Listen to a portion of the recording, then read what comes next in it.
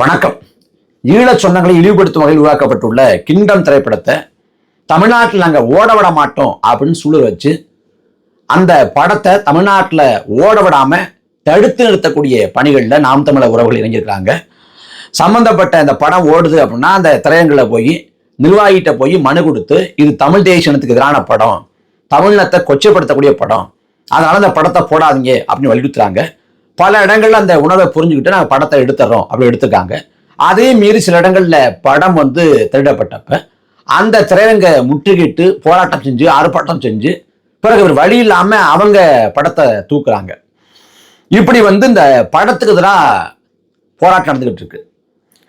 ஒரு தேசியனத்தோட விடுதலைக்காக தொடங்கப்பட்ட ஒரு கட்சி ஒரு படத்துக்கு எதிராக போராடலாமா? அதுவும் கருத்துரிமை பேசக்கூடிய கட்சி இந்த தணிக்கை செய்யப்பட்ட படத்தை நீங்க தடுக்கலாமா அப்படிங்கிற கேள்வியை சில அதிமேதாவில் வைக்கக்கூடும். இங்க இந்தியாவில் தணிக்கை குழு அப்படின்னு ஒன்று இருக்கு. அது படங்களை தணிக்கை செய்யும். உதாரணத்துக்கு புலிகளை கொச்சைப்படுத்தி மலினப்படுத்தி இழிவாக சித்தரிச்சு இங்க படங்கள் வந்தா அதை தணிக்கை குழு கண்டுகொள்ளாது, அனுமதிக்கும். தலைவரை தவறா சித்தரிச்சு ஒரு படம் வந்தா தணிக்கை குழு கண்டிக்காது, அதை கத்தரிக்காது, அதை அனுமதிக்கும். அதே சமயத்துல அங்க நடந்த உண்மையான வரலாற்று தலைவரோட ஒப்பற்ற வீரத்தை புலிகளோட தியாகத்தை அதை காட்டணும்னு படம் எடுக்க முனைந்தால் படமே எடுக்க முடியாது, தணிக்கை குழு ஒருபோதும் அனுமதிக்காது. அப்ப நம்மளை இழிவா சித்தரிச்சா தணிக்கை குழு அனுமதிக்கும், ஆனா உண்மையை காட்டினா அனுமதிக்காது. இதான் இந்தியாவில் தணிக்கை குழுவோட லட்சணம். இதுல இந்த படத்தை பொறுத்த வரைக்கும் இந்த படத்துல என்ன சொல்றாங்க அப்படின்னா, இந்தியாவிலிருந்து போகக்கூடிய மக்களை, பழங்குடி மக்களை, ஈழத்துல வாழக்கூடிய ஈழச் சொந்தங்கள் ஒடுக்குறாங்களாம், அடக்குமுறைக்கு ஆளாக்குறாங்களாம். அந்த ஈழச் சொந்தங்கள் கடத்தல் பின்புலம் கொண்ட குற்ற பின்புலம் கொண்ட ஆட்களாக காட்டப்படுறாங்க. இந்தியாவிலிருந்து யாரு ஈழத்துக்கு போனா?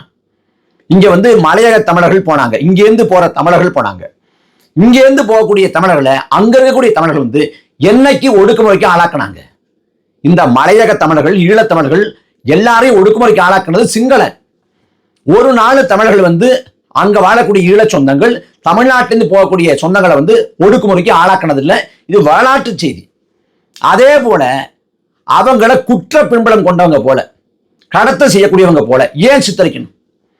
உலகத்துல எத்தனையோ இயக்கங்களோட விடுதலை போராட்டம் நடைபெற்றிருக்கு. ஆனா எந்த இயக்கத்தோட போராட்டமும் இவ்வளவு கண்ணியத்தோட, இவ்வளவு ஒழுக்கத்தோட, இவ்வளவு அறத்தோட இருந்தது இல்லை. உலகத்துல எல்லா நாடுகளுக்கும் இராணுவம் உண்டு. அந்த இராணுவத்துல மதுக்கு அனுமதி உண்டு, புகையிலைக்கு அனுமதி உண்டு. அந்த இராணுவத்தின் மீது பாலியல் குற்றச்சாட்டும் உண்டு. ஏன் இந்திய இராணுவத்தின் மீதே உண்டு. இந்திய இராணுவம் ஈழத்துக்கு போய் அங்க அமைதிப்படங்கிற பேர்ல பண்ண அட்டூழிய தெரியாத மணிப்பூர்ல தங்கச்சம் மனோரமா அப்படிங்கிற ஒரு பெண்ணை பாலியல் கொடுமைக்கு உள்ளாக்கி அதன் விளைவாக ராணுவ தலைமையகத்துக்கு முன்பாக இந்தியன் ஆர்மி ரேப்டஸ், இந்திய ராணுவமே எங்களை வன்புணர்வு செய்து கொள் என்று சொல்லி 4-5 தாய்மார்கள் போராடிய அந்த காட்சியை, நிர்வாணமாக நின்று போராடிய அந்த காட்சியை வரலாற்றில் யாரும் மறக்க முடியாது. அப்படி இந்திய ராணுவத்தின் மீது பாலியல் குற்றச்சாட்டு உண்டு, அங்க மது போன்ற போதைப் பொருட்களுக்கு அனுமதி உண்டு. ஆனா ஒரு இராணுவத்துல போதைப் பொருட்கள் தடை செய்யப்பட்டுச்சு. ஒரு இராணுவத்துல ஒழுக்கமா இருந்தாங்க. அவங்க மீது யாரும் ஒரு பாலியல் குற்றச்சாட்டை வைக்க முடியல. அவங்க பொதுமக்கள் மீது தாக்கல் தொடுக்கல. பொதுமக்கள் எதிரின மக்களா இருந்தா கூட அவங்கள கண்ணியமா நடத்துனாங்க. அப்படிங்கிற வரலாறு உலகத்திலேயே நமது இயக்கத்துக்கு புலிகளுக்கு மட்டும்தான் உண்டு. ஏன்னா தமிழனோட மாண்பு அந்த அறம் அத்தகையது. அப்படிப்பட்ட இனத்துக்கு சொந்தக்காரர்கள் தமிழர்கள் நாம். அந்த ஈழச் சொந்தங்களை அந்த படம் தவறாக சித்தரிக்கும், கேவலமாக காட்சிப்படுத்தும், மிக மோசமாக கொண்டு போய் சேர்க்கும் மத்தவங்கட்டா இது எப்படி அனுமதிக்க முடியும்? 2009ஆம் ஆண்டு ஈழத்துல லட்சக்கணக்கான தமிழர்களை நாம் பறிகொடுத்து விட்டு 15 ஆண்டை கடந்துட்டோம். இன்னைக்கு வரைக்கும் அந்த ஈழ இனப்படுகொலைக்கு நீதி கிடைக்கல, எந்த தீர்வும் கிடைச்ச பாடில்லை, நமக்கு எந்த விடிவும் கிடைக்கல. லட்சம் தமிழர்கள் செத்து விழுந்துட்டாங்க. பல்லாயிரக்கணக்கான தமிழச்சிகள் பாலியல் கொடுமைக்கு உள்ளாக்கப்பட்டிருக்காங்க. நம் கண்முன்னே நம்ம பார்க்கிறோம். அக்கா இசைப்பிரியா தமிழீழ தொலைக்காட்சியில செய்தி பிரிவில் பணியாற்றிய ஒரு ஊடகவியலாளர் தான் அக்கா இசைப்பிரியா. அவங்கள கூட்டு பாலியல் கொடுமைக்கு உள்ளாக்குனாங்க. ஆனா இந்த பன்னாட்டு மன்றம், சர்வதேச சமூகம், ஐநா மாமன்றம் எதுவும் குமரி கொந்தளிக்கலையே. டெல்லியில நிர்பயாங்கிற பெண்ணை 2011-12 நினைக்கிறேன், அந்த காலகட்டத்தில் வன்கொடுமை செய்து கொலை செய்றாங்க. அதுக்குதான் உலகம் கொந்தளிக்குது, நாமும் கொந்தளிச்சோம். ஆனா நம் இனத்தை சேர்ந்த பல்லாயிரக்கணக்கான தமிழச்சிகள் வன்கொடுமைக்கு உள்ளாக்கப்பட்ட போதும், அதற்கான சான்றுகள், காணொளி பதிவுகள் கிடைத்த போதும், பச்சிளம் பிள்ளை பாடகன் படுகொலை செய்யப்பட்ட அந்த புகைப்படத்தை பார்த்த போதும் யாரும் கொந்தளிக்கலையே, யாரும் கொந்தளிக்கலையே. அப்ப நம் இனத்துக்கு இழைக்கப்பட்டது அநீதியை உலகம் கடந்து போகுது, உலகம் அமைதியா கடந்து போகுது, கண்டும் காணாது போகுது. நாம இன்னைக்கு வரைக்கும் நீதி கட்டு போராடுறோம், மன்றாடுறோம். இன்னும் சொல்ல போனா பிழைக்க போன இடத்துல பிரபாகரன் நாடு கட்டு போராடுறாரு. இதுதான் 2009க்கு முன்பாக தமிழ்நாட்டிலே இருந்த பொது புத்தி. பிழைக்க போன இடத்துல பிரபாகரன் நாடு கட்டு போராடுறாரு அப்படின்னு. நாம் தமிழர் கட்சி வந்த பிறகு அண்ணன் சீமான் தமிழ்நாடு முழுக்க பரப்புரை செஞ்சு அது ஒரு தேசினத்தோட விடுதலை போராட்டம், தங்களோட பூர்வீக நிலத்தை கேட்டு அவங்க போராடுறாங்க, தங்கள் தாயகத்தை தற்காக்க களத்துல ஆயுதம் நிற்கிறாங்க. அவங்க ஒருபோதும் தீவிரவாதம் செய்யல, பயங்கரவாதம் செய்யல, ஒரு தேசினத்தோட உரிமை போராட்டம், தாய் நில மீட்பு போராட்டம்னு தமிழ்நாடு முழுக்க எடுத்துரைச்சு அதற்காக ஒரு இளைய தலைமுறை கூட்டத்தை தயார் பண்ணி தமிழ தாயகம் ஒவ்வொரு தமிழருக்குமான தேசம் அப்படிங்கிற அந்த சிந்தனையை விதைச்சு இன்னைக்கு பல தேசியங்களுக்கு நம்மளோட விடுதலை போராட்டத்தை கடத்தி கொண்டிருக்கிற வேலையில் ஈழம்னா என்ன, புலிகள் யாரு, தலைவர் யாரு, அங்க என்ன நடந்துச்சு, நான் எப்படியெல்லாம் வீழ்த்தப்பட்டோம், எப்படியெல்லாம் சதிக்கு உள்ளாக்கப்பட்டோம், சதிச்சலுக்கு இரையாக்கப்பட்டோம், எவ்வளவு துரோகங்களை சந்திச்சோம், எவ்வளவு பாதகங்கள் விடுவிக்கப்பட்டுச்சு, நம் இனம் எவ்வாறு சிறுக சிறுக அழித்தொழிக்கப்பட்டுச்சு, இப்படி எல்லாத்தையும் எடுத்துரைச்சு நாம நீதி கோரி நிற்கிற வேளையில பாதிக்கப்பட்ட மக்களான நம்மளை சீண்டும் விதமாக, கொச்சைப்படுத்தும் விதமாக மிக தவறாக காட்சிப்படுத்தியிருப்பதை எப்படி ஏற்க முடியும்? இந்த கடத்தல் செய்வது, போதைய பொருட்களை விற்பனை செய்வது, இந்த எல்லா கீழ்த்தரமான வேலையும் சிங்களம் செய்வான். அவனுக்கு அறம் இல்லை, மாண்பு இல்லை, மனித உணர்வு இல்லை. இப்படி இல்லாம சிங்கள ராணுவம், சிங்கள அரசு, சிங்கள பேரணவாதம் எல்லா கொடுமைகளையும் செஞ்சது. ஆனா அந்த உண்மையை எடுத்துரைக்காம கடைசி வரை அறத்தை பின்பற்றி, மனிதத்தை பின்பற்றி, ஒழுக்கத்தின் உருவாக கடைசி வரைக்கும் என்ன இயக்கத்தையும் ஈழ சொந்தங்களையும் கொச்சைப்படுத்தும் வகையில இந்த கிண்டம்ங்கிற படம் வருதுன்னா இந்த படத்தை நாம் எப்படி அனுமதிக்க முடியும்?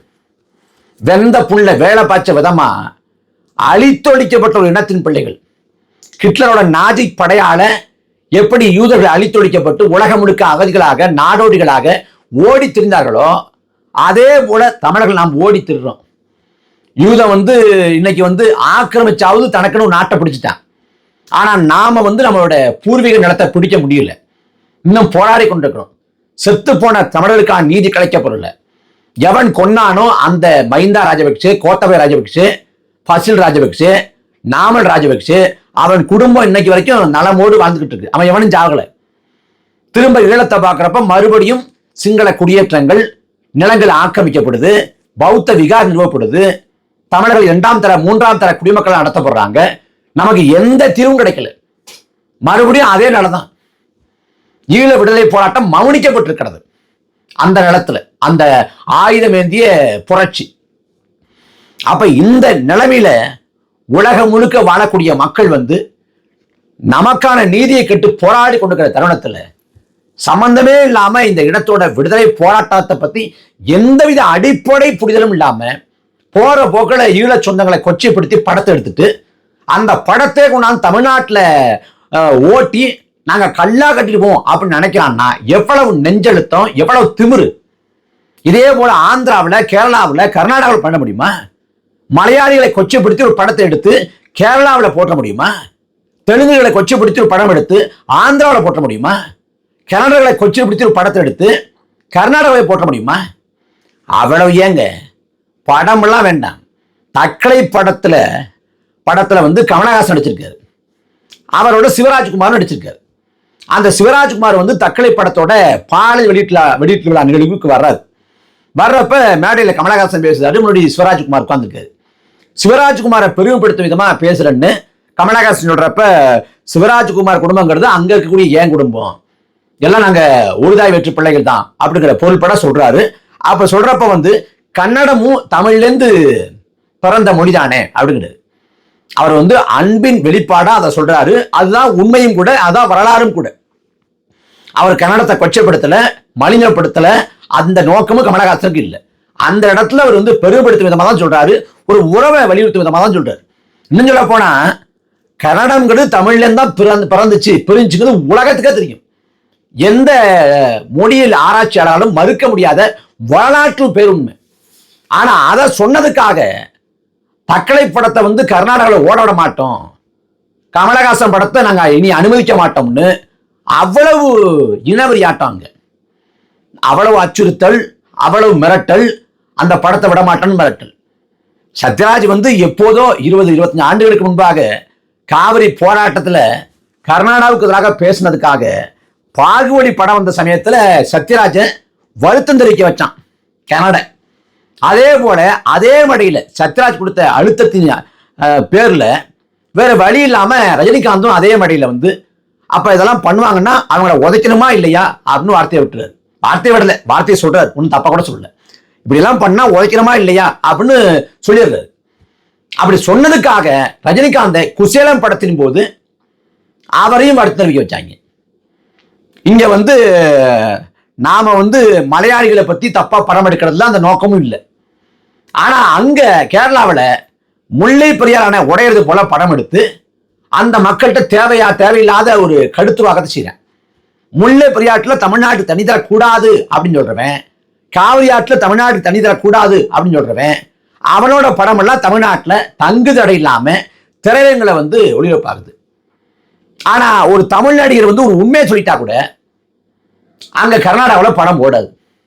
அப்ப இந்த விஷயத்துல நாம் கன்னடர்களை, தெலுங்குகளை, மலையாளிகளை பார்த்து தமிழ்நாட்டு தமிழர்கள் கற்றுக்கொள்ளணும்.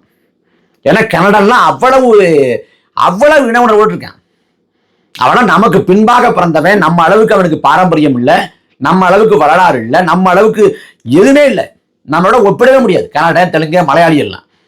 ஆனா அவன்லாம் இன உணர்வு வர்றப்ப அவ்வளவு உறுதிப்பாடோடு இருக்கான். ஆனா தமிழர்கள் நாம் எப்படி இருக்கோம்னு பார்த்துக்க வேண்டியது. அதனால கடந்த காலங்கள் எப்படியோ, ஆனா இப்ப தமிழ்நாட்டில் தமிழர், தமிழ் தேசியம், தமிழ் தேசிய உணர்வு, தமிழ் தேசிய மக்கள் அவங்களுக்கு ஒண்ணுன்னா குரல் எழுப்ப, கண்டிக்க, போராட, களத்தில் நிற்க, கண்ணீரை துடைக்க நாம் தமிழர் கட்சி இருக்கு. அதனால கடந்த காலம் போல தமிழுக்கும், தமிழ் தேசிய இனத்துக்கும், இயக்கத்துக்கும், தலைவருக்கும், ஈழ சொந்தங்களுக்கும் எதிரான படத்தை ஒரு நாளும் தமிழ் மண்ணில் விடமாட்டோம். தலைவர் எங்கள் குலசாமி, புலிகள் எங்கள் மாவீர தெய்வங்கள்.